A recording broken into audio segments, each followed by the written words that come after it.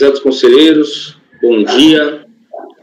Então, daremos início aqui à sessão do dia 18/6/2020, às 9 horas.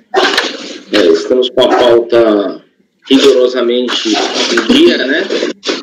Então, iniciaremos pelo item 136, que é do recorrente Guararapes Confecções S.A., de relatoria do conselheiro Ricardo, a quem passo a palavra. Senhor presidente, demais colegas, bom dia. Bom, esse processo me parece que vai ser rápido. O voto foi um pouco extenso, eu vou mostrar por quê para vocês, mas é um tema que vai se repetir muito, eu creio, no futuro.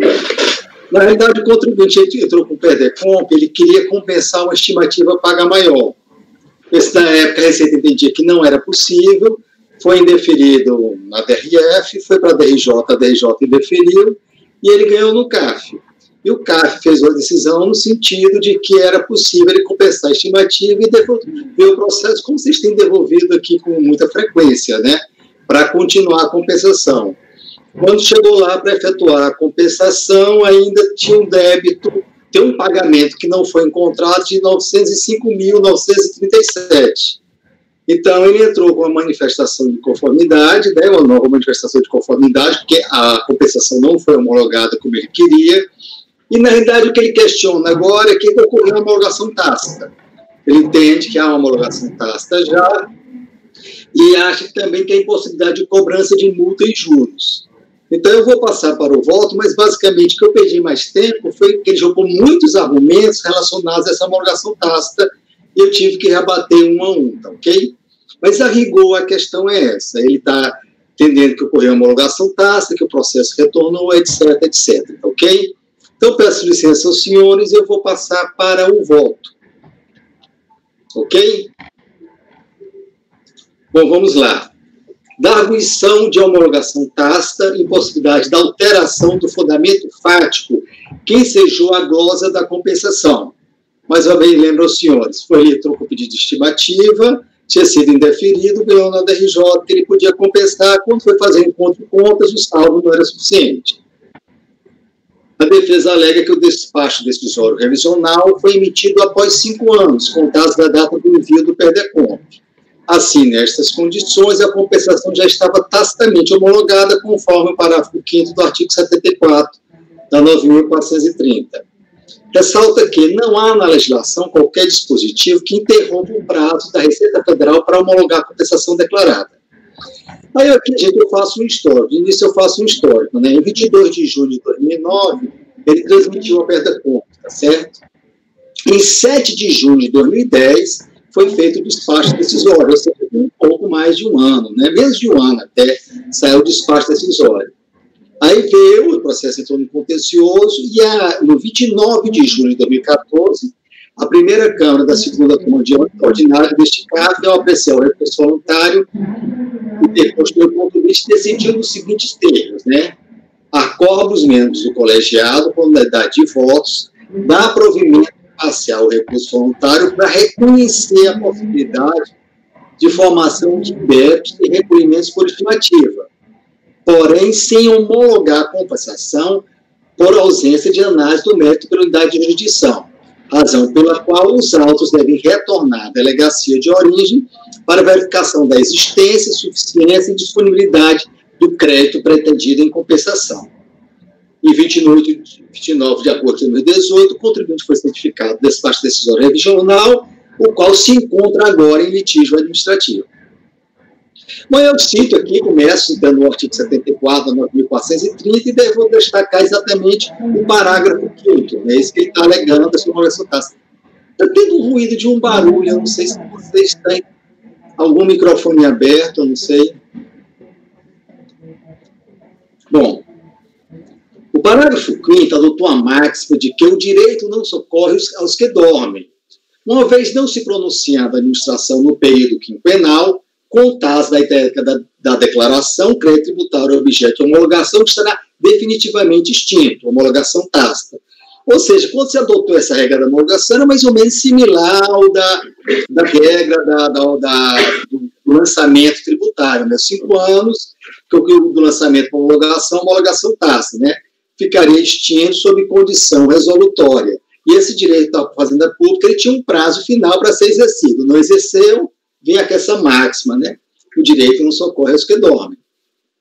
No presente caso, a administração se pronunciou em 7 de junho de 2010, bem antes de findar o prazo quinquenal que se iniciou com a entrega do PERDECOMP, 22 de junho de 2009. Não houve negligência do fisco nesse sentido. A decisão, inclusive, foi objeto de contencioso administrativo, tendo o contribuinte obtido sucesso, no que concerne ao motivo do indeferimento inicial. Com efeito, a questão que surge no presente caso é a seguinte: havendo decisão administrativa no sentido de determinar que a autoridade local analise outras questões atinentes ao procedimento de compensação que restaram prejudicadas no despacho decisório inicial, tal análise ainda estaria sujeita ao limite do prazo quinquenal previsto no parágrafo 5º do artigo 74? Essa é a questão, né? É o que ele está alegando, né? A compensação declarada a partir da entrega do PERDECOMP extingue o crédito tributário sob condição resolutória de ulterior homologação. É o parágrafo 2º do artigo 74. Sendo a condição resolutória, o ato passa a produzir desde logo seus efeitos que eles são próprios e se desfaz, desaparece pelo não reconhecimento da condição, no caso, a não homologação. Por sua vez, com a apresentação da manifestação de inconformidade, o débito cuja compensação não se concretizou passa a ter sua exigibilidade suspensa. O parágrafo 11 não deixa dúvida nesse aspecto, asseverando que a manifestação de inconformidade e o recurso enquadram no disposto no inciso 3 do artigo 151 do CTN, relativamente ao débito objeto de compensação. Note que a suspensão se refere exclusivamente ao débito e não ao prazo para homologação. Com efeito, como conceber que, após a decisão administrativa, ainda estaria correndo o prazo quinquenal previsto no parágrafo 5º, já que é facultada ao contribuinte o direito de questionar o despacho decisório com a consequente suspensão da exigibilidade do débito envolvido na compensação? Ao admitir essa hipótese, chegaríamos à conclusão de que, durante o período contencioso, aquele primeiro que houve, o débito estaria extinto por condição resolutória e suspenso ao mesmo tempo, o que é inadmissível. Entenderam o meu raciocínio? Porque, veja bem, o que o contribuinte está alegando é, olha, quando foi para completar o despacho decisório, depois da decisão passaram 5 anos. Mas, veja bem, ele apresentou a DECOMP, com um ano, a Delegacia Decifral se pronunciou, tá certo? Quando ele entra com manifestação de conformidade, o débito está suspenso. Aquele débito estava extinto sob condição resolutória. Ele não pode estar em duas situações. Quer dizer, admitir essa tese, nós chegaremos ao esdrúxulo e admitir que o débito está extinto por condição resolutória e suspenso por manifestação de conformidade, o que não vejo nenhum sentido, né? A regra do parágrafo 5º visa punir aquele que permanece inerte durante largo espaço de tempo sem exercitar seus direitos. A divergência de interpretação entre o fisco e os órgãos de julgamento administrativo não pode ser enquadrada nesta situação. A análise do pedido de compensação é uma atividade complexa que envolve diversos exames: legalidade do pedido, exercício do crédito existente, encontro de contas, etc. Não é lógico exigir que a autoridade competente, quando identifica uma questão que inquina a validade do pedido, seja obrigada a analisar as demais questões sob pena de invalidade desse ato. Se esta premissa fosse verdadeira, os órgãos de julgamento estariam obrigados a analisar todas as questões postas pela defesa, mesmo na hipótese de reconhecimento de uma prejudicial. Obviamente, não faz sentido, nem encontra guarida no mundo jurídico. Os julgados, tanto no âmbito administrativo como no judicial, não adotam esse procedimento. Cite-se, nesse sentido, o entendimento emanado pelo egrégio do Supremo Tribunal Federal. Aqui eu estou citando uma das decisões, essa é do Joaquim Barbosa. Mas o órgão judicante não é obrigado a se manifestar sobre todas as teses apresentadas pela defesa, bastando que aponte fundamentalmente as razões do seu convencimento. Assim, o argumento da defesa somente faria sentido nos casos em que o despacho decisório tivesse sido emitido com um vício insanável, sendo nulo de pleno direito. Nesta situação, os efeitos retroagem à data da emissão, os efeitos não ex tunc. Porém, no primeiro caso, no presente caso, o acordo do CARF, que ocasionou o despacho decisório adicional, não decretou a nulidade do despacho decisório, embora tivesse poderes para tanto. Nem tampouco homologou a compensação. A decisão da primeira Câmara da segunda turma ordinária foi no sentido de que fosse verificada a existência, suficiência e disponibilidade do crédito pretendido em compensação. E aqui eu transcrevo claramente os votos do relator, tá certo? O acordo foi proferido em 29 de julho de 2014, ou seja, mais de 5 anos da entrega do PERDECOMP, que ocorreu em 22 de julho de 2009. O prazo quinquenal teria se findado em 29 de julho de 2014, tá certo? 22 de julho, ok? Aqui é um pequeno erro. O prazo quinquenal foi no 22 de junho, e não no 29 de julho foi a decisão, ok? Na data da sua edição, portanto, já era possível a identificação do decurso do prazo quinquenal. Então, vamos imaginar que não, é possível, o prazo quinquenal ainda está correndo, ok? Então, quando a outra turma decidiu, esse prazo já tinha passado. Então, como é que ela determinou que fosse prosseguido? Então, implicitamente, assim o deciso somente faz sentido se realmente tiver considerada a possibilidade de continuação da análise do pedido inicial. Senão, ele teria sido condicional, obviamente. Nesse contexto, uma mudança de entendimento agora por essa turma implicaria invasão de... Acho. Congelou para vocês também? Congelou. Ricardo, nós perdemos a conexão. Só o Ricardo está congelado. Se você puder atualizar.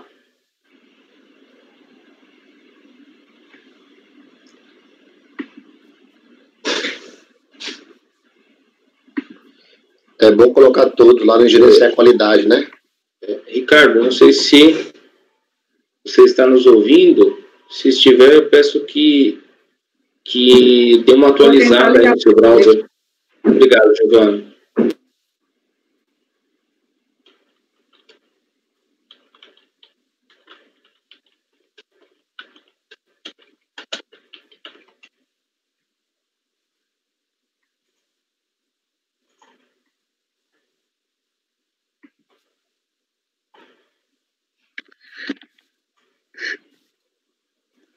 Presidente, enquanto olha só, eu consegui falar com o Ricardo, ele disse que, de fato, a internet dele caiu e perguntou se a gente ainda estava no ar, eu disse que a gente ficaria aguardando.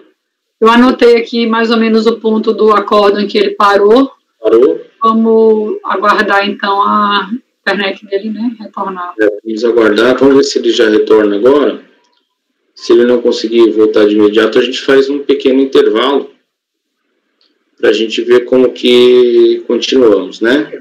Presidente, talvez pudéssemos fazer o seguinte, ler o voto, já que o voto está posto na tela, nós fazemos a leitura do voto, no momento que o Ricardo retornar, a gente faz um debate. Não sei qual é a... Concordo. Acho que não tem prejuízo nenhum, a gente continua no voto dele. Giovana, você se importa em continuar do voto de onde ele parou?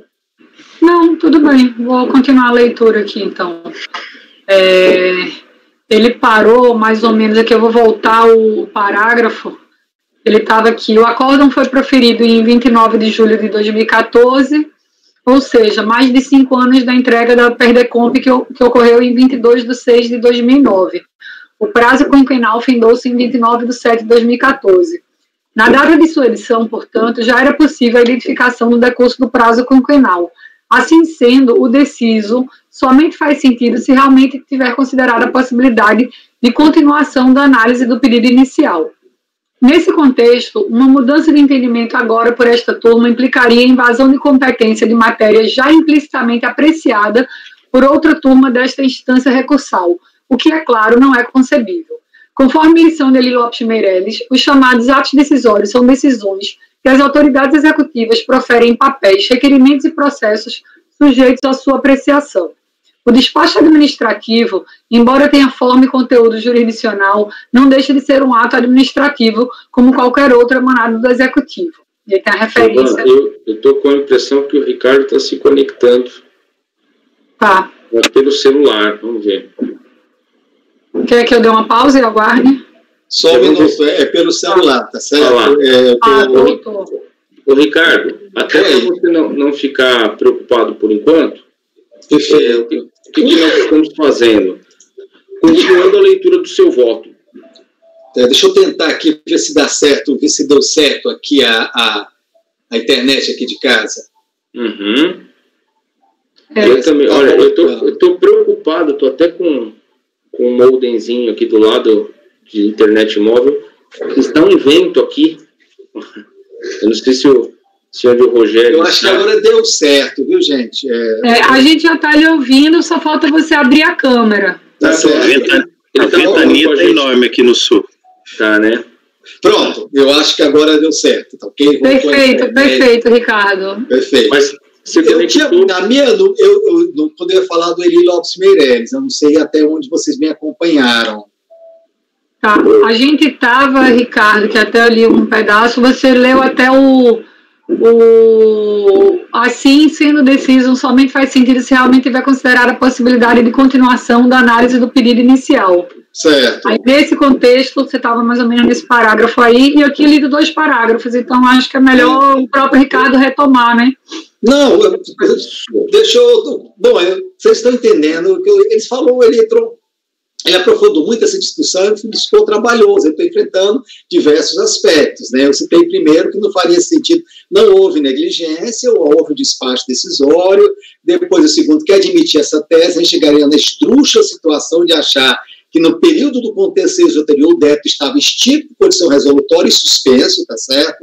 Depois eu falei que não havia erro em a delegacia ter se limitado apenas a uma prejudicial, quer dizer, eu vi uma orientação da Receita e não citar a estimativa, até citei aquela decisão do Supremo, que o Joaquim Barbosa fala que o julgador não é obrigado a apreciar tudo, tá entendendo? Então mostrou que não houve vício naquela decisão.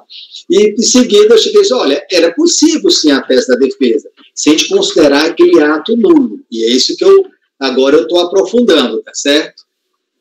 Então eu falei que o ato administrativo ele permanecerá no mundo jurídico até que seja verificada a situação que demonstre algum vício de legalidade, ou que simplesmente comprove a sua desnecessidade superveniente. Alguns atos, ao serem elaborados, podem ser defeituosos no que tange à sua legalidade. Nesse caso, a administração pública ou o Poder Judiciário são legitimados para declarar sua extinção por meio da anulação. Mas essa não é a única forma de alteração do ato administrativo. Existem outras, entre elas se enquadra convalidação, a revogação, a cassação, a caducidade, a contraposição ou renúncia. Conforme já dito, o contencioso administrativo relativo aos processos de compensação obedece ao 735. As hipóteses de nulidade são tratadas no artigo 59 a 61. Vocês conhecem muito bem, né? Como se vê, os fatos eleitos pelo legislador para inquinar a validade do ato foram a incapacidade do agente ou a preterição do direito de defesa. As demais irregularidades, incorreções e omissões não importarão em nulidade e serão sanadas quando resultarem em prejuízo para o sujeito passivo. O dispositivo disciplinou, no âmbito do processo administrativo fiscal, o que a doutrina especializada denomina de convalidação. O ato de convalidação deve ser praticado pela administração pública para corrigir determinado ato anulável, de forma a ser mantido no mundo jurídico para que possa permanecer produzindo seus efeitos regulares. Na convalidação, o ato refeito retroage à data em que foi realizado, ambos formando uma unidade. Nesse sentido, a lição do Néder e da Maria Tereza Martinez, daquele livro que vocês devem conhecer de Pafo. Então, ele diz, olha, no final, o ato é refeito sem um vício que maculava o ato passado e retroage à data em que foi realizado, ambos formando uma unidade. O Instituto pode ser utilizado em atos vinculados ou discricionários. E não se trata de uma regra isolada no âmbito exclusivo do processo administrativo fiscal. A Lei 97, 84 e 99 também prevê a convalidação nos seguintes termos. Em decisão na qual não se evidencia não ocorrer lesão tal, os atos que apresentarem defeitos sanáveis poderão ser convalidados. As reclamações e recursos interpostos no âmbito contencioso administrativo são do tipo de reexame e não de revisão. Conforme a lição de Alberto Xavier, no recurso tipo revisão, a autoridade de quem não tem poderes próprios para praticar o ato impugnado, em virtude de uma competência exclusiva ou reservada da autoridade ACOR. Já no recurso de reexame, a autoridade de quem também possui poderes para a prática do ato primário impugnado. Na estrutura atual do Ministério da Economia, tanto a DRJ quanto a CAF não têm poderes para proceder à compensação, mas apenas para se manifestar sobre a controvérsia específica que foi provocada pelo contribuinte. Simplesmente aprecia o motivo que ensejou a não homologação, declarando se tem procedência ou não. Ou seja, o nosso exame, o nosso recurso é de tipo de reexame, nós não fazemos revisão. Daí a razão pelo qual, no presente caso, o recurso à primeira Câmara, segunda turma ordinária, ao apreciar o recurso voluntário, não, a primeira, aqui está um errinho, né? Daí a razão pelo qual, no presente caso, a primeira Câmara, tal, deste Conselho, ao apreciar o recurso voluntário interposto pelo contribuinte, determinou o retorno à delegacia de origem para verificação da existência, suficiência e disponibilidade do crédito pretendido em compensação, pois não detém poderes para praticar o ato contestado, ou seja, é um recurso de reexame, não é de revisão. A recorrente alega ainda que, no presente caso, teria ocorrido a preclusão consumativa, ou seja, o fisco perdeu a capacidade de praticar novo ato, no caso de emitir o despacho decisório revisional. Eu citei aqui o artigo 507 do Código de Processo Civil, tá certo? É verdade, a parte discutir no curso do processo, questões já decididas cujo respeito superou a preclusão. Eu cito aqui uma distinção entre a preclusão pode ser temporal, lógico, e consumativa, né? Em seguida eu falo, a preclusão consumativa se enquadra na terceira situação. Uma vez praticado o ato no curso do processo, ele não pode ser praticado novamente. No entanto, tal entendimento não pode ser estendido à necessidade da autoridade local da Receita Federal averiguar a existência das demais condições para efetuar a compensação, a partir do que foi determinado em decisão administrativa definitiva. A apresentação de manifestação de conformidade é que dá origem ao processo administrativo. Neste momento é que se forma o litígio. A preclusão em regra específica a ser aplicada no curso do processo e não ao ato contestado. Assim, a emissão do despacho decisório de revisão não pode ser entendida como a prática do mesmo ato realizado no curso do processo, de forma a caracterizar a existência da chamada preclusão consumativa. Tanto é que, a partir do despacho decisório complementar, reabre-se o prazo para contestação pelo interessado. Por fim, resta analisar a alegação de que, no caso, teria havido mudança de critério jurídico, o que seria vedado pelos artigos 145 e 146 do CTN. Tal argumento também não tem sustentação. Os artigos 145 e 146 se aplicam ao ato administrativo de lançamento, e não ao caso de apreciação de pedidos de restituição ou compensação. A atuação dos órgãos de julgamento administrativo, em alguns casos, é bem distinta. No lançamento, aprecia-se se o ato é válido ou não, no sentido de tornar definitivo ou é retirado do mundo jurídico. O efeito do acordo é constitutivo ou negativo. Nos casos de restituição ou compensação, o efeito do acordo é declaratório. Nesse sentido, transcrevo o trecho do parecer normativo da COSIT, que ele enfrentou muito bem essa questão. Nessa parte eu concordo, tá certo? Não vou pular, tá ok? Está mais exemplificativo.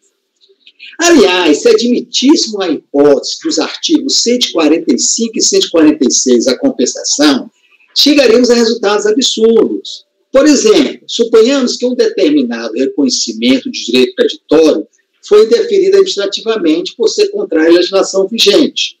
Posteriormente, o contribuinte pode reverter essa situação por via administrativa ou judicial, obtendo a declaração de ilegalidade da cobrança do tributo, cujo pagamento exigiria a existência do crédito. Nesse caso, se adotássemos o disposto no artigo 146, a autoridade administrativa não poderia modificar sua decisão, pois o que está no artigo 146? Pois o referido dispositivo estabelece que a modificação introduzida de ofício, somente só pode ser efetivada quanto a fato gerador ocorrido posteriormente à sua introdução. Obviamente que tal raciocínio não faz o menor sentido para o caso de compensação, né? Conforme demonstrado, o ato administrativo de lançamento tem natureza distinta do despacho decisório.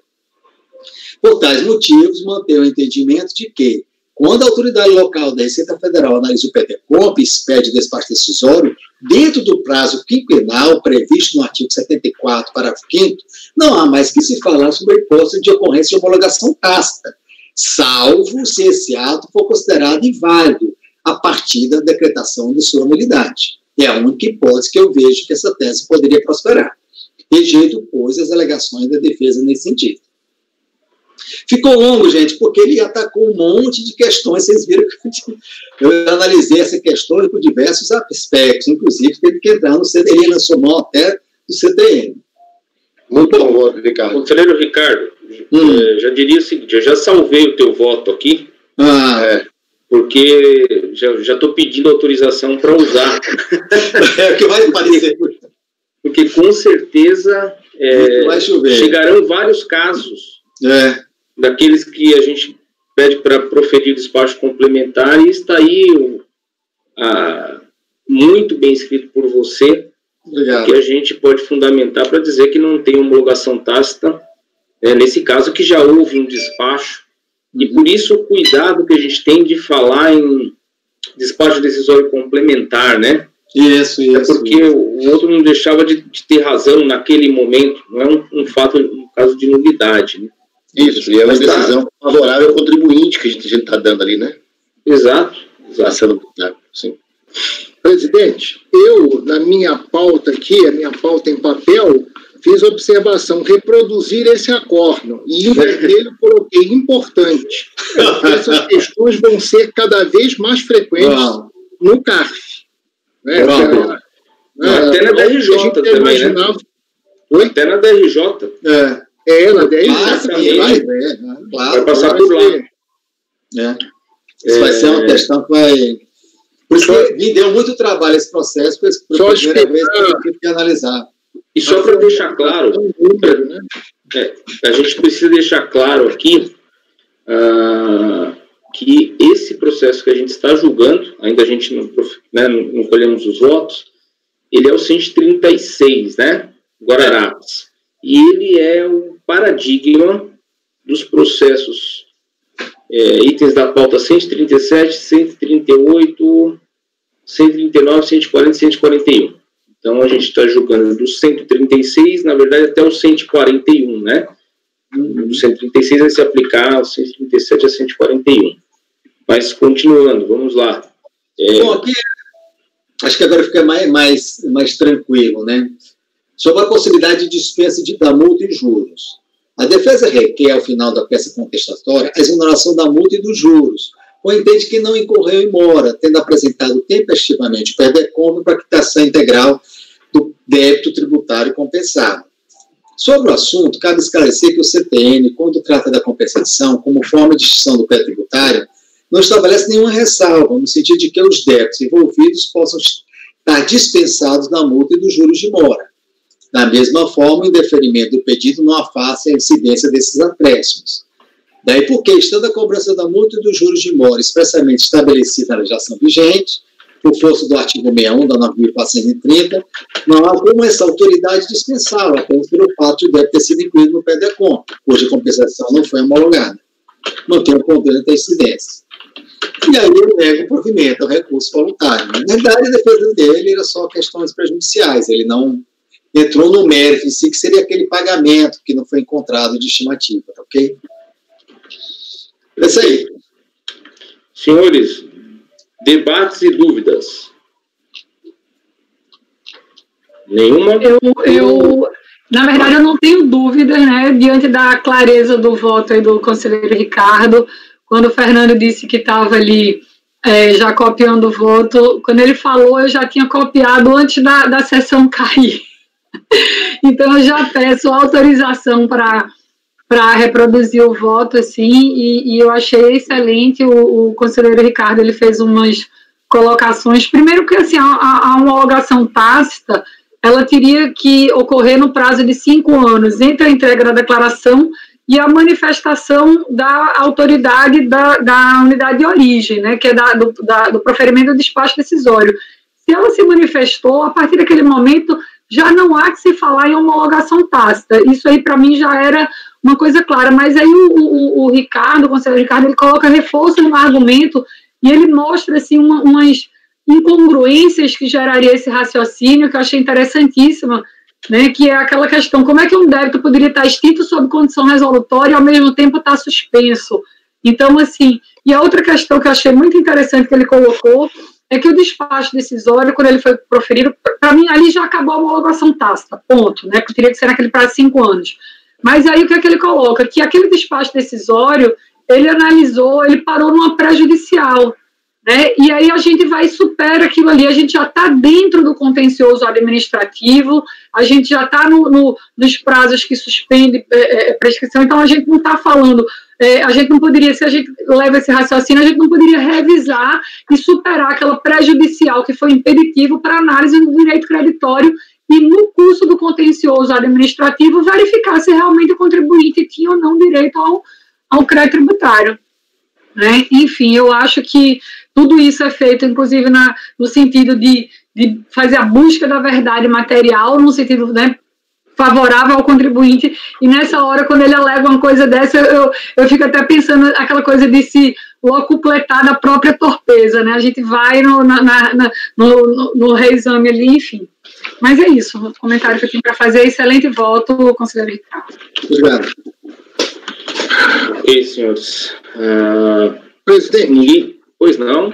Não, eu assino embaixo tudo isso que a Giovana falou, elogio o conselheiro Ricardo. Eu vou fazer uma pequena observação, não é uma crítica, é só uma observação. Pois não. Nesse último ponto, em que você fala dos acréscimos, dos acréscimos moratórios do débito,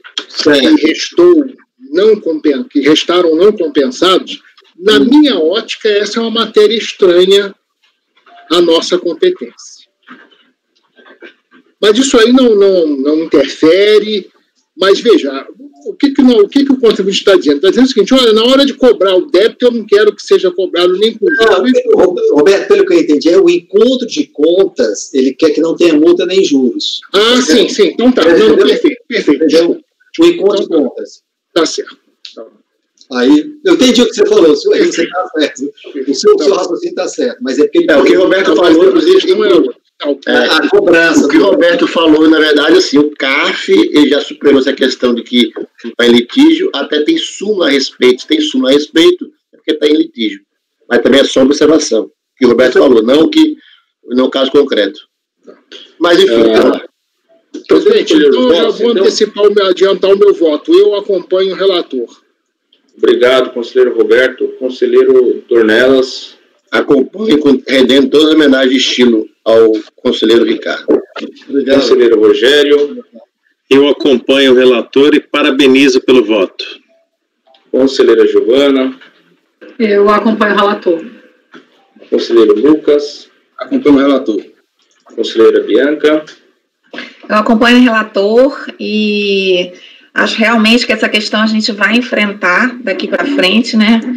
E aí é bom que a gente já tenha aqui um voto brilhante aí para a gente conseguir falar discutir um pouquinho essa questão, né? Então, voto com o relator.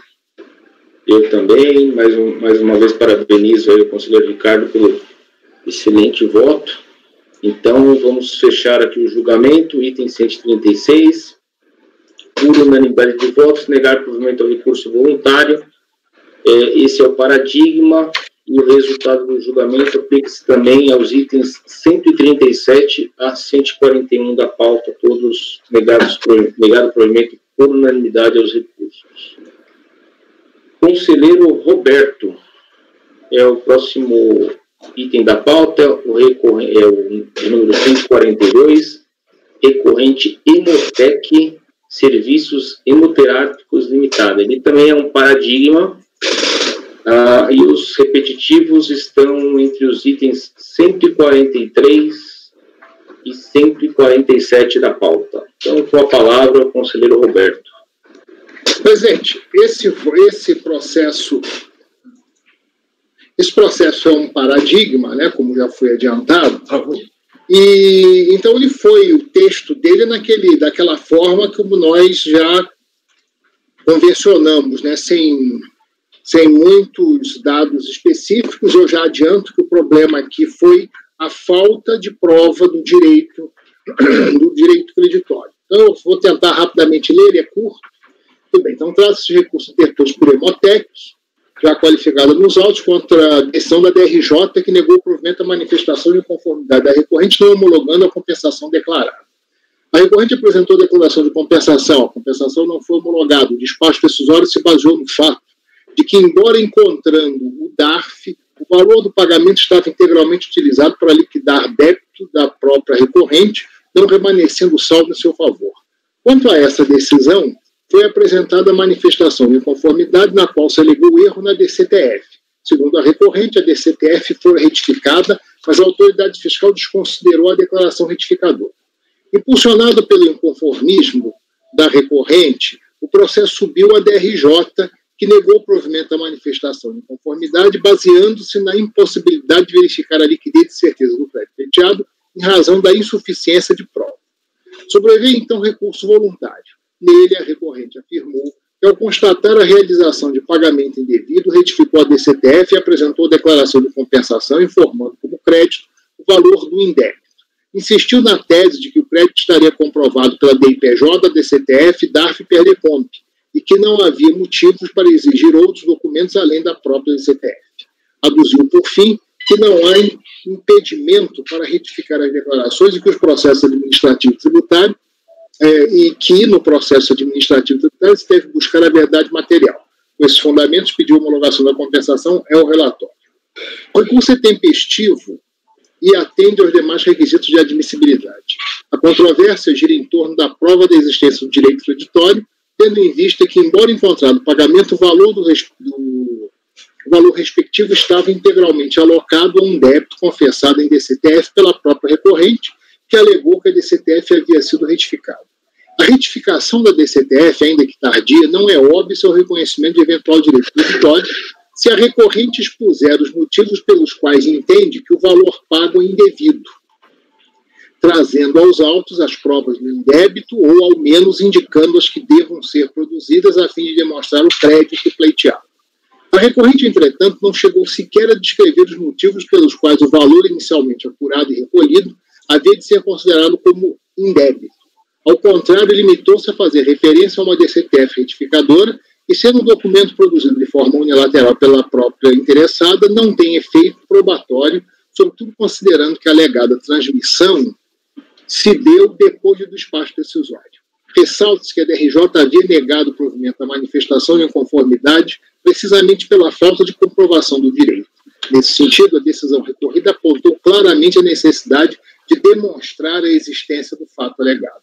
A recorrente, todavia, preferiu repisar os argumentos trazidos na manifestação de inconformidade, sem apresentar qualquer elemento probatório dos fatos alegados e nos quais estaria fundado supor direito creditório. Portanto, o recurso não comporta decisão diferente daquela que foi dada no acordo recorrido pelo exposto voto por conhecer do recurso para, no mérito, negar o provimento. Ok, conselheiro Roberto. Senhores, alguma dúvida? Não apresentou nenhuma prova. Enfim, é um caso clássico aí, né, de se negar provimento. Então, por unanimidade de votos, negar provimento ao recurso voluntário, item 42 da pauta, resultado que se aplica também aos itens 143 a 147. O próximo item da pauta, item 148, recorrente à Associação Auxiliadora das Classes Laboriosas, conselheiro Roberto, novamente com o relator. Ele também é um processo paradigma e o seu resultado se aplicará aos processos, ao processo 149. É isso, né? Só para um processo. Presidente. Conselheiro Roberto com a palavra. Presidente, esse processo aqui, o 148, é muito semelhante ao processo que nós vimos anteriormente. Então, vamos lá. Trata-se de recurso voluntário interposto contra o acordo da DRJ Porto Alegre, que negou o provimento da manifestação de conformidade da recorrente, Assim, não reconheceu o direito creditório pleiteado, nem homologou a compensação declarada em DECOMP. Os fatos podem ser assim resumidos. A recorrente, acreditando ter feito um pagamento indevido, apresentou declaração de compensação indicando o DARF respectivo. A autoridade fiscal, embora tendo encontrado o pagamento, constatou que o valor estava integralmente utilizado, não remanescendo saldo em favor da contribuinte. Em consequência, foi prolatado o despacho decisório, não homologando a compensação. Inconformada, a recorrente apresentou manifestação de conformidade, a qual a DRJ negou o provimento, alegando ausência de prova do direito creditório. Contra o acórdão da DRJ, foi interposto recurso voluntário, no qual, em síntese, alegou-se erro de preenchimento da DCTF. A recorrente afirmou que a documentação apresentada com a manifestação de conformidade não chegou a ser examinada. Além disso, citou ainda que a matéria tratada neste processo já havia sido objeto do processo administrativo número X, concluiu pedindo o provimento do recurso ao relatório. O recurso é tempestivo e atende aos demais requisitos de admissibilidade. A compensação não foi homologada pela unidade de origem porque o valor pago estava integralmente utilizado, não remanescendo crédito em favor da recorrente. A manifestação de inconformidade alegou-se erro no de preenchimento da DCTF, a qual não foi retificada em razão da perda de validade do certificado digital. A DRJ, superando o problema da DCTF, negou o provimento da manifestação de conformidade porque a recorrente não apresentou prova de que o valor vertido aos cofres públicos era superior ao devido. Não havia prova da ocorrência do fato do qual o direito pleiteado teria origem. No recurso, a recorrente insistiu na alegação de que houve pagamento indevido por erro de preenchimento da DCTF. Ocorre que, assim como na manifestação de inconformidade, o recurso não se fez acompanhar de qualquer elemento de prova do indébito. A recorrente alega que preencheu incorretamente a DCTF e, em razão disso, fez um recolhimento indevido. Supõe-se que a percepção desse fato se deu a partir do exame de algum documento que, de alguma forma, evidenciou a desconformidade entre o valor devido e o recolhido. Tal documento, na falta de outro, deveria ter sido apresentado, se não como prova, pelo menos como início de prova. Mas não o foi. A recorrente não apresentou qualquer prova que pudesse demonstrar que o valor originalmente inserido na DCTF estava errado. A recorrente fez referência ao processo administrativo número X, o qual, todavia, cuida de COFINS, que é matéria estranha àquela que se discute neste processo. Em resumo, não há prova da existência do direito creditório. Pelo exposto, voto por conhecer do recurso para, no mérito, negar o provimento. Senhores, alguma dúvida também? Processo muito parecido com o que a gente viu agora, né? Então, posso registrar unanimidade e negar provimento ao recurso aos itens 148 e 149 da pauta. Conselheiro, o próximo item da pauta é o 150. Recorrente é Calados, eu não sei se é Calados ou se é Calçado, sabe? Mas, bom, Calados, Andresa S.A. E o conselheiro relator é o conselheiro Rogério, que eu peço que possa iniciar, então, o relato e o seu voto, por gentileza. Prezados conselheiros, presidente, eu dou bom dia a todos. Eu estou disponibilizando o voto aos senhores. Esse caso, que é o item 150 da pauta, na realidade, ele consta do e-processo como Calados Andresa, mas nos autos ficou muito claro que trata-se de Calçados Andresa, tá? Pelos próprios documentos do recorrente. Eu peço aos senhores, inicialmente, para que nós possamos olhar dentro do e-processo um despacho de devolução dos autos. Antes de tudo, antes da gente discutir o mérito, e aí eu vou explicar o mérito, existe um despacho de devolução, é o último documento, só um minuto.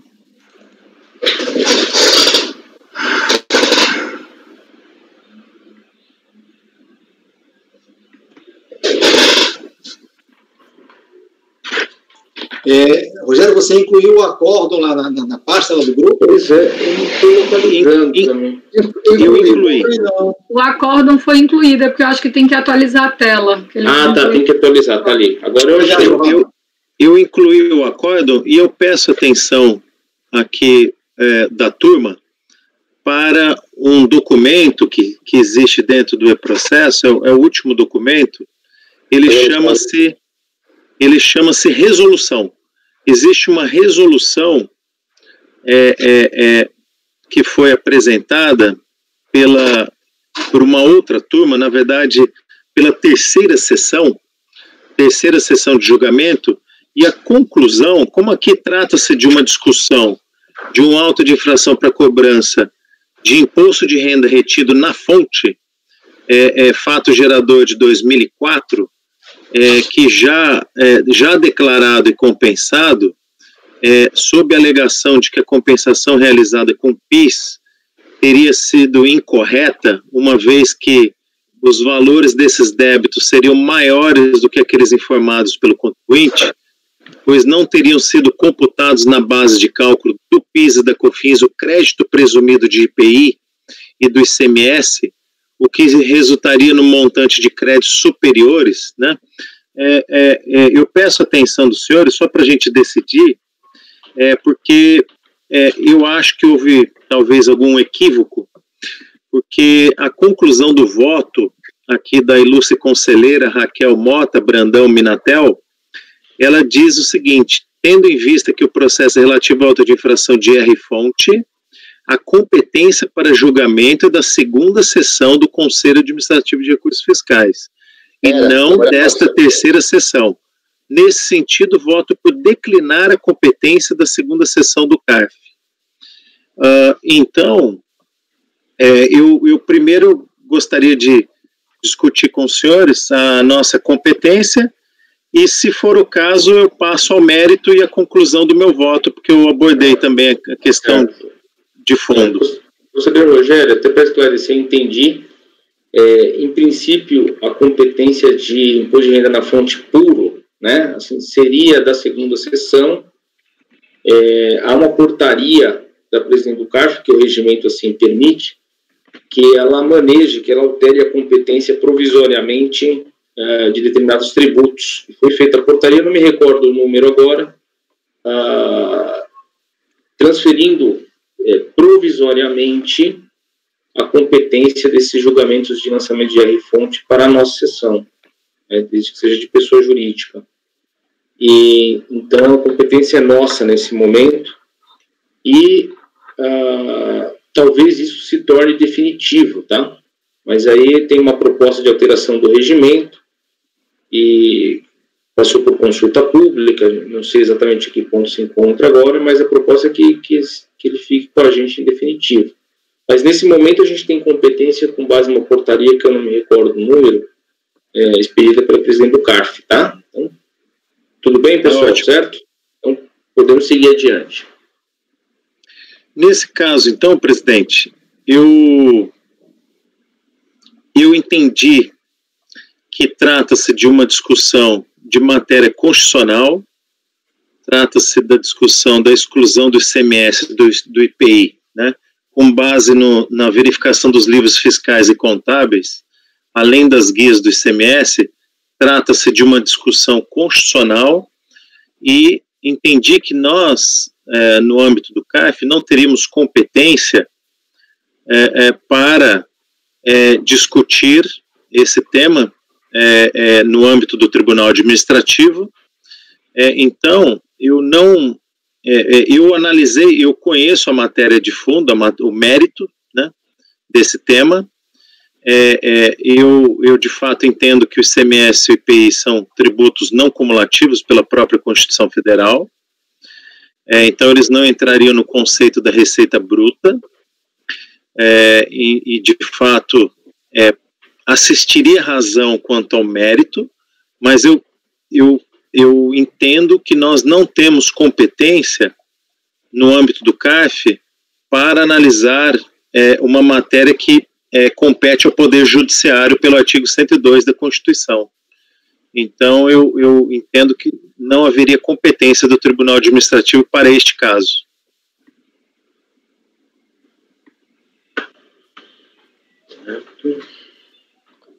Não, no caso, é só retificando, você entende que você tem que aplicar a lei, né? A lei, ela não faz essa interpretação de acordo com a Constituição.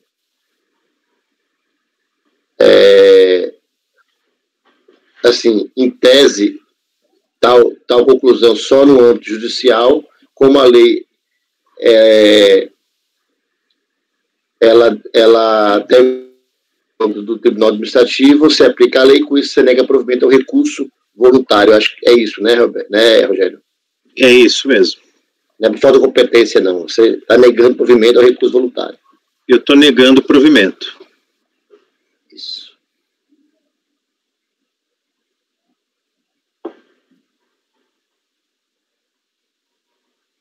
Estou dando uma olhada aqui, tá, pessoal? Vocês vão debatendo aí.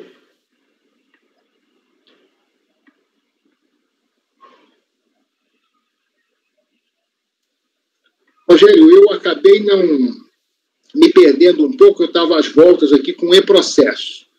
O crédito dele é o imposto de renda na fonte, confere? Confere. O crédito dele é o imposto de renda na fonte. O débito é o de PIS, COFINS, etc. É isso? Isso. Isso. E o que ele está pleiteando é a exclusão de ICMS e IPI na base de cálculo do PIS e da COFINS. Ou seja, então, na verdade, ele está discutindo o débito e não o crédito, não é isso? É isso. Ele está discutindo o débito que ele mesmo confessou lá na DECOMP e está se valendo desse procedimento para discutir o montante do débito que ele mesmo declarou. Isso. É isso? É isso. Aí ele está dizendo, na verdade, que esse débito que ele declarou é maior que o devido, porque tem inclusão de alguns tributos que considera que é indevido. É isso, Rogério? É isso mesmo. E o auto de infração ele não contesta? Ou quer dizer, o direito creditório... É auto ou DECOMP? Desculpa, o direito creditório, ele não... Não, ele não contesta. Ou seja, a unidade local não reduziu o direito creditório dele. Reconheceu o direito creditório. Correto. Mas por que tem aqui uma preliminar de nulidade do auto de infração? Também não entendi. Não, eu me perdi um pouco também, porque eu tive que reiniciar aqui para abrir o... Não, estou falando no acórdão, no voto do Rogério, tem aqui preliminar, auto de infração, nulidade. Pois é, Dona Nélis, e o processo começa o seguinte, trata-se de auto de infração lavrado em 28 de junho de 2005 para cobrança de fonte, fato geral de 2004, já declarado e compensado, sob a alegação de que a operação realizada com o débito do PIS seria incorreta, uma vez que os valores desses débitos serão maiores do que aqueles informados pelo contribuinte, pois não teriam sido computados na base de cálculo das contribuições o crédito presumido. Então foi um auto de infração, não? Pelo que eu compreendi, foi o seguinte: ele supostamente recolheu o PIS, tá? Depois entendeu que teria um direito creditório referente ao PIS. Esse direito creditório ele utilizou para abater aí um débito de R-fonte. Isso não foi deferido. Débito de R-fonte? Que ano que é esse processo? 2005. Né? Deixa eu ver de quando que é o fato virador. 2004. O fato gerador é julho de 2004. Se o crédito e COFINS, Fernando, então nós não somos competentes, não. Mas não é isso, não. Não é isso, não. Aí ele utilizou para extinguir o débito de fonte. Certo? E é essa a questão. Aí alguém pegou e falou o seguinte: você extinguiu incorretamente e fez um lançamento de fonte. Ainda não consegui compreender só se era uma DECOMP, se isso já não era confissão de dívida, se precisaria o lançamento. É outro ponto, mas eu preciso me situar melhor. Mas o fato aqui é que é um lançamento de IR-fonte, então você pega lá o começo, ó. Certo. Cobrança de fonte, já declarado e compensado, faturador 31 de 7 de 2004. Teve a alegação de que a compensação realizada com débitos, eu acho que talvez com créditos de PIS e COFINS, talvez sejam créditos de PIS e COFINS, né, porque senão não faria muito sentido. Uma vez que os valores desses débitos serão maiores do que aqueles informados pelo contribuinte. Então, os valores desses créditos, talvez. Não teria sido computado a base de cálculo dessas contribuições o crédito de IPI e ICMS. Eu vou abrir o processo aqui para dar uma olhada, pessoal. Como uma multa moratória. No e-processo é um auto de infração de fonte. E está cobrando só uma multa moratória. Isso.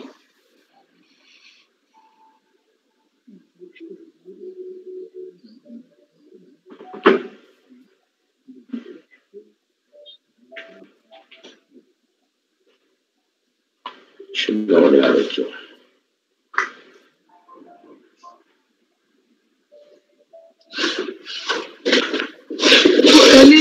Eu não entendi que o lançamento foi de só multa moratória, não. Foi de imposto, juros. É porque finalização dos fatos, viu, Giovana? Tem aqui, ó. Neste caso, elaboramos o presente autuação para cobrança dos impostos devidamente compensados. Por ter o contribuinte declarado esses débitos em DCTF, aplicamos apenas uma multa. Ah, bom, tá certo. Tem imposto. Ele aplicou apenas a multa moratória, né? Agora que eu entendi. Você está certo. Tem imposto mesmo.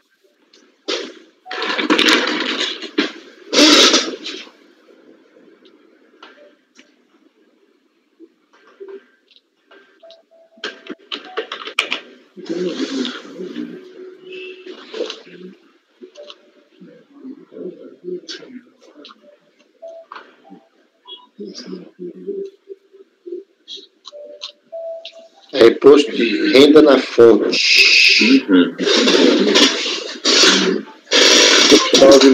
109 mil. 066. Imposto de juros. Multa proporcional.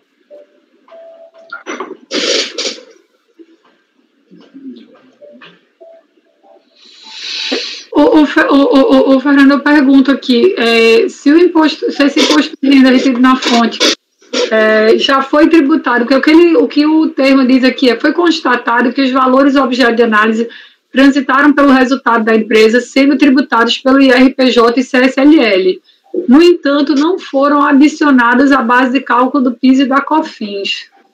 Ou seja, eu entendo que não seria aquela questão do fonte reflexo para IRPJ e CSLL. Eu acho que isso aqui faz PIS e COFINS. Será que seria realmente competência nossa?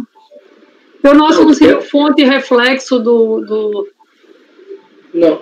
da apuração de IRPJ, contribuição? A nossa competência originária, sim.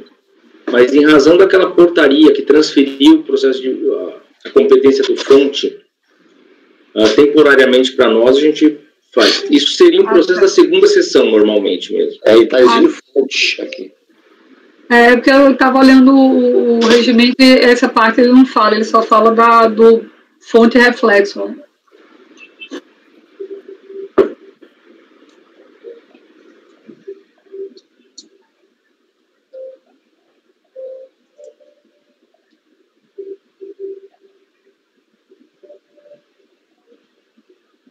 Eu entendi aqui, ó, comecei a entender o início da questão.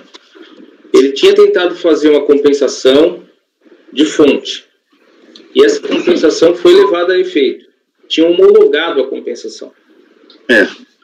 Em razão de terem homologado essa compensação, a unidade entendeu que tinha erro nessa homologação, fez uma revisão, só que como eles já teriam extinguido aquele débito, fizeram a constituição aqui de ofício. E aí ele até diz, olha, que eu estava estranhando de ter lançamento com débito confessado, né? Então ele explica que pela legislação vigente até não precisaria fazer o lançamento porque ele declarou em DCTF. Até diria mais, Ele também, em decomp também é confissão de dívida, né? Mas como ele disse, como o débito já foi extinto por uma homologação expressa, eles fizeram revisão de ofício, mas aí para poder cobrar, fizeram a constituição desse crédito com multa de mora. Não tem multa de ofício. Então eles pegaram como se fosse fazer a cobrança original desse débito confessado em DCTF, ia ser o valor do tributo mais a multa moratória. Mas como ele já tinha sido extinto, eles fizeram o lançamento com multa moratória. É interessante, não tem multa de ofício, né? Estou seguindo é estranho aqui. Porque assim, se o débito é confessado e ele vê que aquela compensação não estava correta, ele poderia ter cancelado o ato de compensação, né? Uma revisão. Eu acho que ele então, um débito que já estava morto, estava extinto, foi ressuscitado. Eles estão, fazendo uma revisão de ofício naquela homologação da compensação. Mas foi... Já tinha 5 anos, foi tácito? Não dá para fazer, não pode ser 5 anos, porque nem o lançamento foi a 5 anos da ocorrência do fato gerador. Então, entendeu? O lançamento foi feito dentro de 5 anos do fato gerador. Então, é impossível que a homologação, que a compensação tenha sido feita antes de 5 anos, né? Entendeu? O fato gerador é 2004. O lançamento é feito em 2005, é isso, né? Entendeu? Eu acho que o cara compensou em 2004, foi homologado em 2004, ou comecinho em 2005, alguma coisa assim. Aí eles viram que estava errado, mas como o contribuinte já tinha sido cientificado, fizeram o lançamento em 2005. Então não tem... É como se fosse uma revisão de ofício aqui da homologação. Para poder cobrar um débito extinto. Então, ele cita até o 149 do CTN ali, que deve ser a hipótese, né? Porque quando é extinto, até o Ricardo falou, né? Quando é extinto mediante condição resolutória, beleza, você tem o prazo lá para você desfazer a compensação, mas ela foi extinta de fato e a administração foi lá olhar e vamos fazer uma revisão disso aqui, um débito extinto, é isso. Eu particularmente não vejo problema aquela questão de rever de ofício os seus atos, desde que seja no prazo, né? Caso decadencial, eu acho que não tem problema não, Dornelas, rever de ofício. Eu acho que ele poderia rever de ofício, vamos supor, né, em 5 anos. Agora, se ele vai fazer o lançamento, 5 anos da data que ele homologou, quero dizer, tá? De rever de ofício. Agora, como ele está fazendo um lançamento, além disso, você precisa ver também se foi feito dentro do prazo de decadência em relação ao fato gerador e o lançamento. Que também aqui é 1 ano de diferença. Não é esse o problema. Mas pode ter alguém que entenda que uma vez homologado expressamente, eles não poderiam voltar atrás. Aí é o entendimento de vocês, né? De cada um, obviamente. Né? Deixa eu só entender. Agora estou lendo aqui o relatório fiscal. Eu estou tentando entender o lançamento do fonte, na verdade, era um fonte, a gente não sabe a origem desse fonte, e ele compensou com um crédito de PIS e COFINS que teria sido gerado porque ele não considerou o ICMS na base de cálculo do PIS e da COFINS, é isso? Eu queria entender a origem do fonte. Existia, o contribuinte achava que tinha um crédito de PIS e COFINS porque não incluiu na base de cálculo o crédito do crédito prêmio de IPI e o ICMS na base de cálculo, o que gerou um PIS e COFINS a menor, gerou um crédito. Esse crédito do PIS e COFINS, ele compensou com fonte. E aí depois foi lançado o fonte. Mas a origem desse fonte não tem nada a ver, digamos, com a questão da exclusão do ICMS na base de cálculo do PIS e da COFINS. É isso que eu estou entendendo. A origem do fonte a gente não sabe. Existia um imposto de renda retido na fonte lá que a gente não sabe qual foi a origem desse fonte, e que foi compensado indevidamente com um crédito de PIS e COFINS que surgiu diante da exclusão do ICMS da base de cálculo das contribuições. É isso? Alguém pode ver se me esclarece? O que acontece aqui é o seguinte, ó, eu precisaria até folhear os outros documentos do processo. O que ele está falando aqui do PIS e da COFINS é que, assim, ele utilizou, e aí é outra discussão, tá? Fechou? Ele utilizou créditos de PIS e COFINS para abater um fonte, que nem vem ao caso aqui, talvez fosse fonte de folha de pagamento, não importa. É juros sobre capital próprio. Ele tinha fonte. Aí, juros sobre capital próprio. Isso não foi muito, ele confessou em DCTF. Aí ele transmitiu uma DECOMP, fez uma declaração de compensação, e o alegado crédito dele era um crédito de PIS e de COFINS. Isso, pelo jeito, foi homologado inicialmente.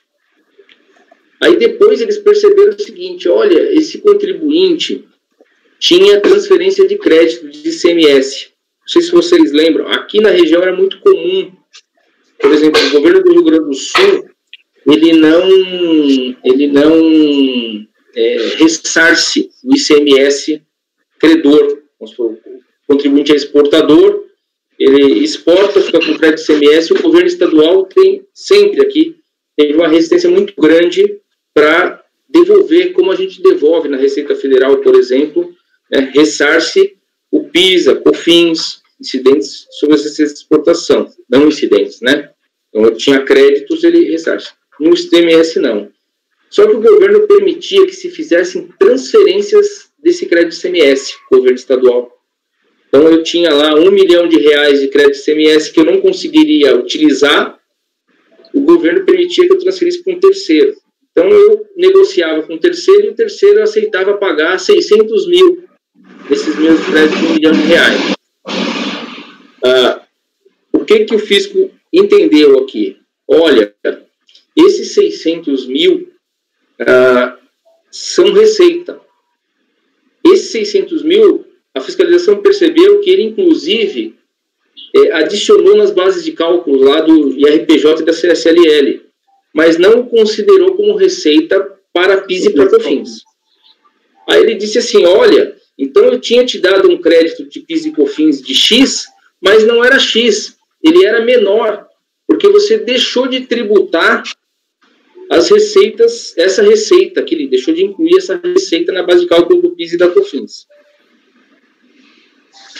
Refez o cálculo, o direito creditório era menor do que inicialmente visto, então não era suficiente para bater o IR-fonte.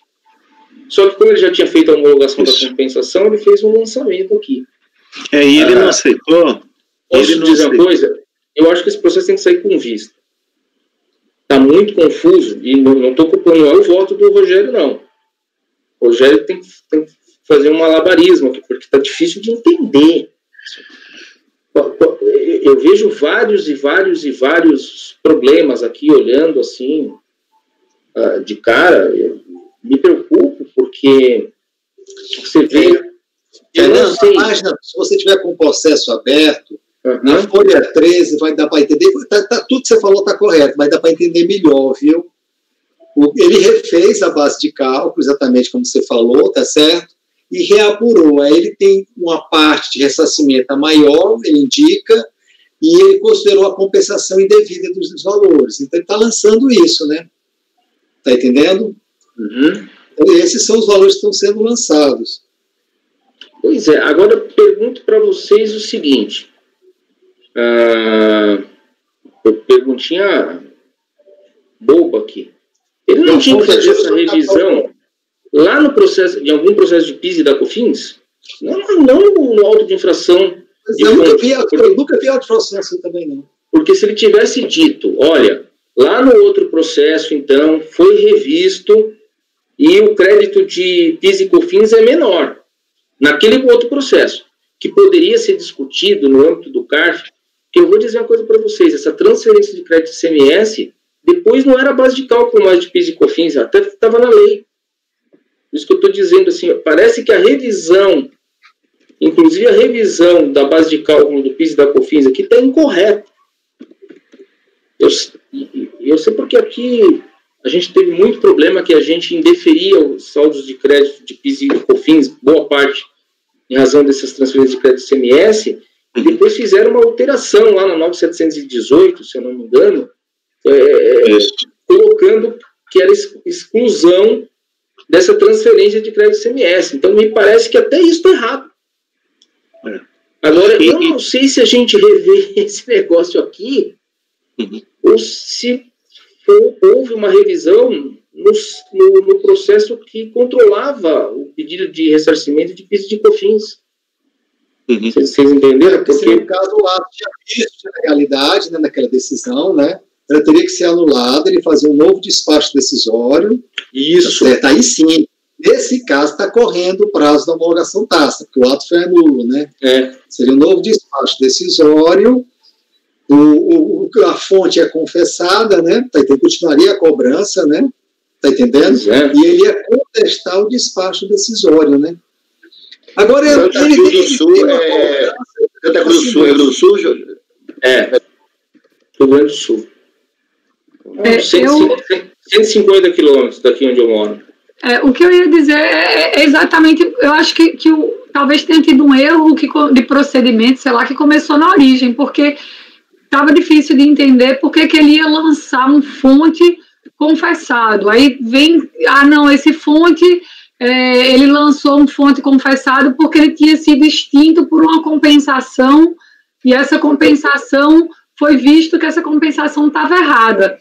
Aí, de fato, o que acontece tinha que ter existido um outro processo em que deve ter havido um contencioso acerca dessa compensação, para saber se a compensação foi correta ou não foi correta, e liquidar os valores dessa compensação.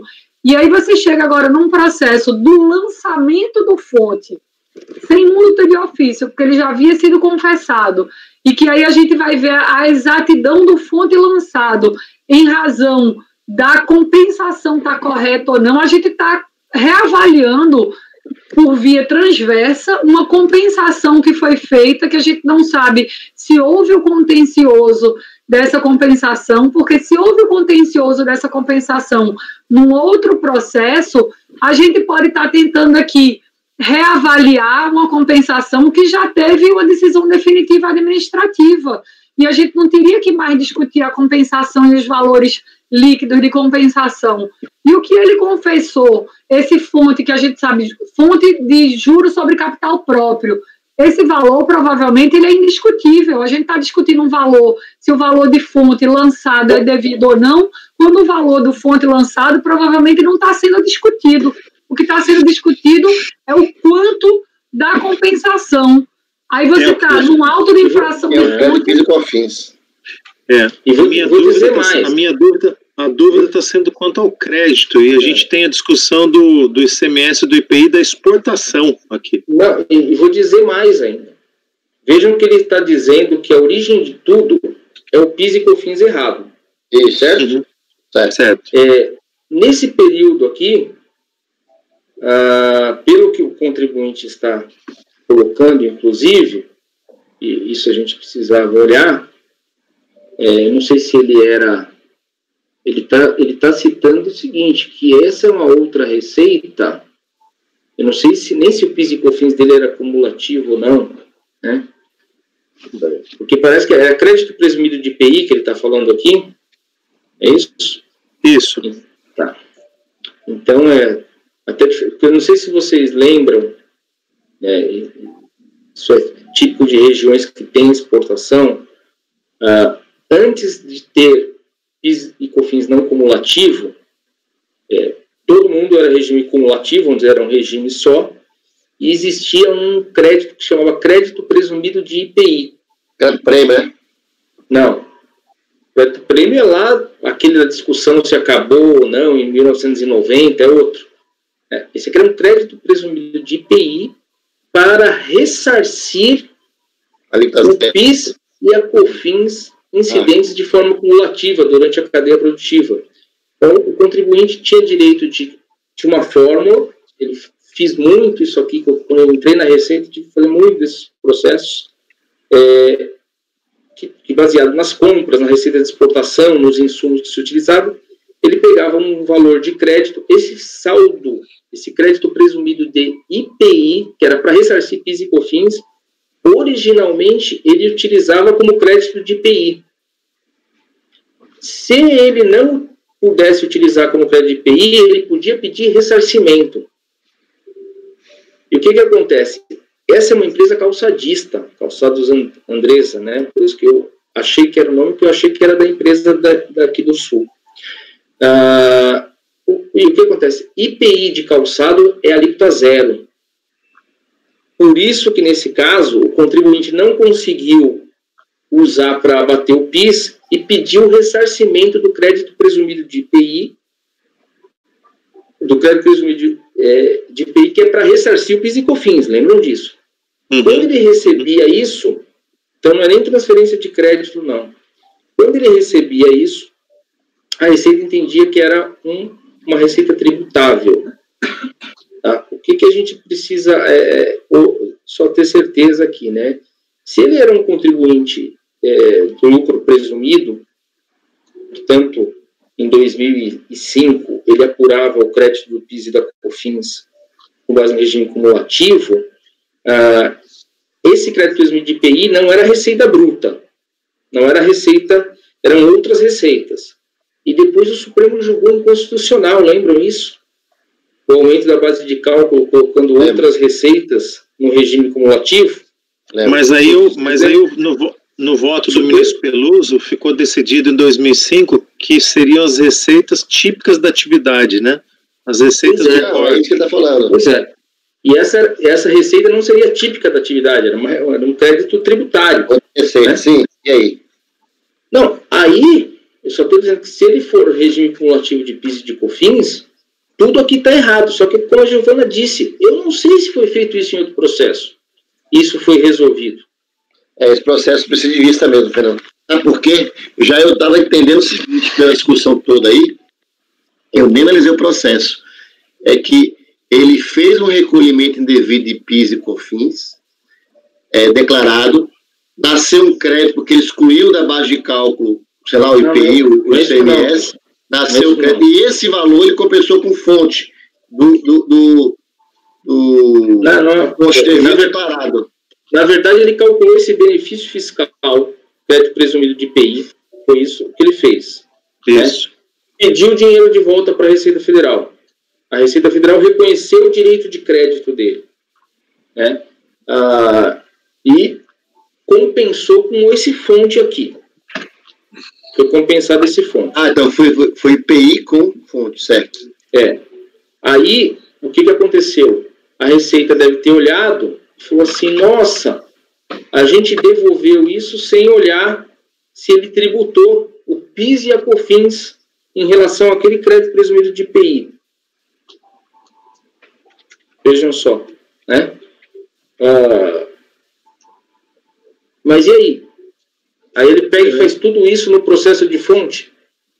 Então ele revê lá um direito de crédito do contribuinte e diz que então ele devia mais tributo do que ele devia lá no outro, né? E ele era regime não cumulativo, tá? Tá confuso. Eu acho que a gente precisa sair com vista esse processo. Eu queria agora falar um pouquinho. Pois não. Veja bem, aqui é uma autofração de fonte. Essa fonte é juros sobre capital próprio. Como você já falou muito bem, pelo que me parece, acho que a melhor solução não é pedir de vista, mas pelo que eu entendi aparentemente, o seguinte, ele entrou com processos onde ele pegou esse ressarcimento que ele tinha direito e fez compensações. Essas compensações, eu acho que não sei nem se tinha perder conta nessa época, ia ter que olhar depois com calma. 2004. Mas elas foram aceitas. Eu estou vendo o processo de 2013, aqui na Folhas 13, ele fica o processo que foram feitas as compensações. O que aconteceu? Houve um despacho decisório, não sei como é que foi esse despacho, dizendo, olha, você tem esse crédito, eu vou compensar e ter dado até o ressarcimento. Depois, aliás, esse ressarcimento está errado, esse ressarcimento o valor é menor, e você vai ter que devolver uma parte, e eu não vou homologar essa tua compensação. O que eu acho que era para ter sido feito aí, era um caso típico de anular aquele despacho decisório que ele tinha vício de legalidade, está entendendo? E produzido um novo despacho decisório e, a partir daí, apresentar uma manifestação de conformidade. Não haveria necessidade de lavrar o auto de fração. Por quê? Porque o débito já era confessado. Está entendendo? No momento, aí é uma questão que tem que ver, eu não sei por que eles não anularam. Está entendendo? Mas o procedimento correto, na minha visão, sim, anulava o despacho decisório, e aí se tinha aquela homologação tácita, está correndo, era diferente do meu processo, tá certo? E aí o que acontecia? Restabelecia a cobrança porque o despacho decisório foi revisto. A partir daí, reabriu o contencioso do despacho decisório. Mas o litígio não é a fonte. O litígio é o valor do ressarcimento de PIS e COFINS. E que não é nem da nossa turma, você está entendendo? Não, mas vamos lá. Vou fazer... Presidente, só posso fazer um esclarecimento aqui, Roberto? Para a gente começar a ganhar tempo, porque temos muito tempo. Estou lendo aqui o início da impugnação, agora ficou claro. Tá? Então ele diz assim, ó, segundo a fiscalização, após deferidas compensações e restituições de PIS e de COFINS, você tinha PIS e de COFINS, não cumulativos, veja, aí é não cumulativo, que era um outro probleminha para a gente tratar aqui. Ele não é regime cumulativo. Portanto, aquela coisa da inconstitucionalidade... Acabo de enviar o que eu consegui até o momento. Vamos esquecer. O exercício de déficit... Deixa eu baixar aqui. Tá. Aí ele diz... Então, após deferidas compensações e restituições de PIS e COFINS não cumulativas requeridas pela peticionária, foi constatado a não adição à base de cálculo do PIS da COFINS que foi devolvido, né, das receitas provenientes do crédito presumido de IPI, então não está nem o crédito presumido de IPI, e da cessão de ICMS, né, que resultou em um montante de créditos superiores ao que o contribuinte teria direito caso tivesse feito a adição acima. Então, eles estão mexendo na base de cálculo do PIS e da COFINS, só que como ela foi utilizado para compensar o fonte que eles já tinham extinto, eles estão lançando o fonte, mas cuja matéria que se discute é a base de cálculo do PIS e da COFINS. Mas o lançamento é de fonte. Então, por isso que eu não entendo que não pode ser da terceira sessão, porque eles não estão exigindo aqui PIS e COFINS. Eles estão exigindo de forma transversa o PIS e a COFINS, mas a exigência de fonte. Agora, sim, ó, o que eu não tenho nenhuma dúvida é que, olhando aqui, de cara eu já digo, essa sessão de ICMS aí não é para ser tributada por força da lei, posso até pegar lá. O crédito presumido de IPI tem discussão. Tá? Agora, será que é para a gente fazer isso aqui? Olha, sabe o que eu estou pensando, Fernando? Claro que de vista é melhor, a gente tem que ter certeza de aposentar. Mas se tiver confirmado tudo isso que a gente viu aparentemente, eu julgaria em procedência esse auto de infração, porque esse auto de infração só poderia ser lavrado se aquele ato decisório que reconheceu a compensação do crédito tivesse sido anulado. Está entendendo?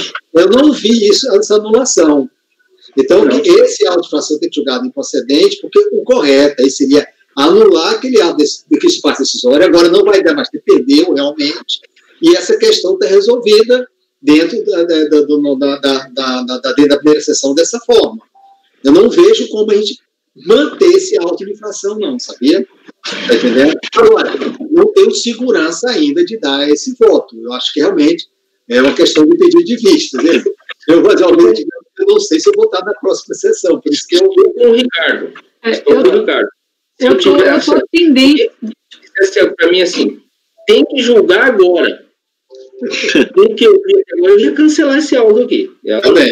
Esse áudio está errado. Porque teria que ser cancelado. Sendo feito um procedimento lá, naquele outro processo. Isso. A revista de ofício a homologação que eles fizeram.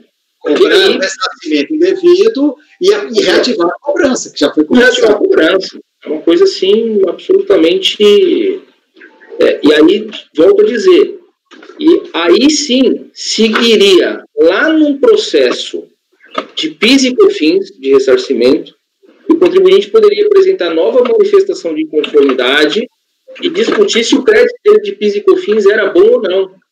Se entrava essas medidas, e aí ia para o lugar certo. Agora, eu vou registrar a vista para o conselheiro Roberto.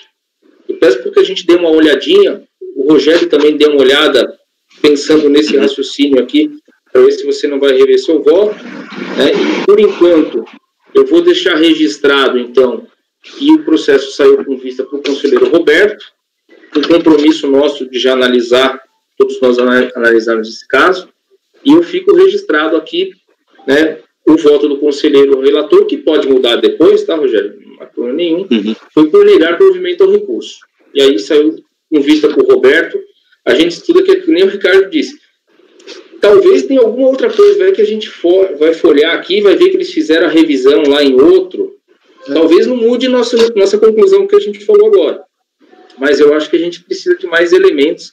Está muito confuso, né, Rogério? Não o teu voto, porque estou dizendo o processo, né? O processo em si. Né? Eu acho que os debates aqui foram muito enriquecedores para depois da vista, com essa reanálise, a gente está mais maduro para o julgamento. Giovanni vai falar. Eu ia dizer o que a gente tinha dito desde o início, né? Aqui está sendo uma forma de análise transversa de uma compensação que deveria ter tido um procedimento próprio.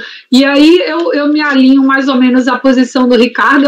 Eu concordo com o que o Fernando falou da vista, tá? Para a gente amadurecer, só para se sentir seguro, mas eu já diria que eu estou me alinhando aí à posição do Ricardo. Se eu tivesse que votar esse processo agora, eu diria que esse auto de infração é nulo, entendeu? Que ele não faz sentido a gente estar julgando, lançando o que já foi declarado e que não teve um procedimento de compensação, não teve um contraditório lá no processo de compensação e a gente está fazendo aqui agora. Então, se esse processo me chega, porque eu tenho que julgar o imposto de renda retido na fonte sob juro de capital próprio que foi declarado numa DCTF e foi extinto por compensação, eu vou dizer que esse auto é indevido, ponto. Entendeu? E pelo relato que eu vi do auto de infração, do corpo do auto de infração e folheando o processo, não houve esse contencioso acerca da compensação, o que provavelmente vai ratificar a nulidade desse auto aqui. Enfim, a princípio, mas eu acho que vamos pensar.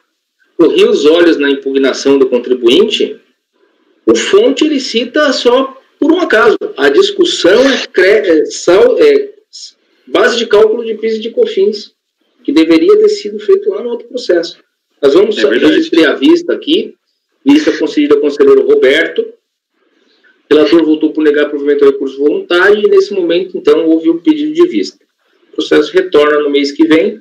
Vou pedir para o Rogério também reanalisar o caso para ver se mantém ou não o seu voto, mas acho que é prudente, pela singularidade do procedimento adotado aí, que a gente analise com mais cuidado, né? Tudo bem? Podemos ir adiante? Obrigado. Querem fazer um intervalo de uns 5 minutos aí? Ou quero jogar mais um? Então, vamos voltar 20 para as 11, pode ser? Aí dá uns 8 minutos aí. Combinado. Tá bom.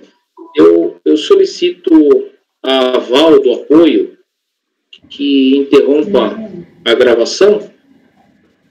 Ok, obrigado.